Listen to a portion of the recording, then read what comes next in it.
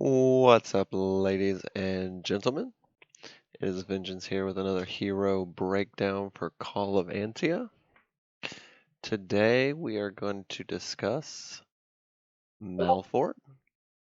You can find Malfort in a $99 package currently. You can also find him for spending $100 at the beginning of the game, or you can just get him out of an epic summon token portal. But I've heard some things from people saying that they're not a big fan of Malfort, or he's not tanky enough, this, that, and the other. So let's look at him, try to get a better understanding of him.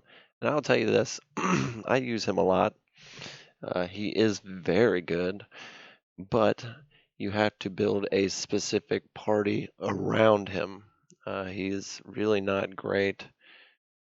He's the only one in your party producing shields. So let's talk about his move here. His charge speed is slow. It is green, so you can speed that up with like a Dart of Naya or energizing whip. You can speed that up with green heroes that produce green Naya Stones. So his skill description is deals 228% damage to target enemy and enemies nearby for 6 hits. So as long as you're targeting an enemy that is in between other enemies, he's going to hit 3 enemies for 6 hits at 228% damage. He also shields all allies for 10% of the casters, so his max HP for 3 turns. So that shield will last for 3 turns. And this is the big draw. His passives deal 48% extra damage to the target enemy at the end of each turn when the caster or ally is shielded. Passive shields the caster for 10% max HP for 3 turns when 15 stones are matched. So you're getting a shield every time you match 15 stones, and you're getting a shield every time he casts his special. And as long as you have those shields, then you're going to deal extra damage to target enemy. When I stress target enemy, if you click on the enemy that you want all of that passive damage to go to, it will go to that enemy. Let's talk about a couple of weapon advantages. Here's his exclusive. It's called Angel Headstones.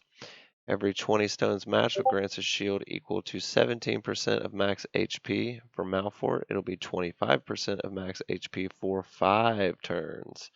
I have the special effect of mana gain through Naya Stones at 12%. Let's look at a few other weapons before we look at his awakening that are decent to use with him. You can use Survivor's Endless Winter. It's kind of the 4-star version of his weapon. It's very good. It's less stones that need to be matched in order to give a shield. So you will proc shields more often with the Survivor weapon. He's also capable of holding the Energizing Whip. I would try not to have him be the guy that's holding the whip, though, because you really want to produce as much shield as possible for Malfort. So it would be nice to run him with another strength hero that can run the Energizing Whip. We'll look at some party composition real quick, kind of show you how to take advantage of Malfort. So this party here is my defense, and I have Malfort over here on the far left side. As you see, I run 3 tanks in the front, so Malfort, Survivor, Midas, all tanking, while leaving Idritha and Agatha on the back line to take less damage. We know about the weapon I'm using on Malfort. Idritha is not currently using a weapon to produce shield, but here is a great one that she could use for this team. Cursed Soul, a 33% chance to gain shield equal to 42% of self max HP for 2 turns when each turn starts. That's a great one to pair in a Malfort team. Warmonger grants a shield equal to 21% of max HP for 3 turns when casting a skill. That is an intelligence weapon, great for a Malfort team. And I'll cover this weapon and this character Midas here in another video, but his weapon is going to put a shield on our allies for 5 turns, 21% of max HP. That's huge for a Malfort team. And then finally, the Survivor. I don't use the Survivor's main exclusive weapon. I use the Energizing Whip on him to give everybody 60% mana off the start.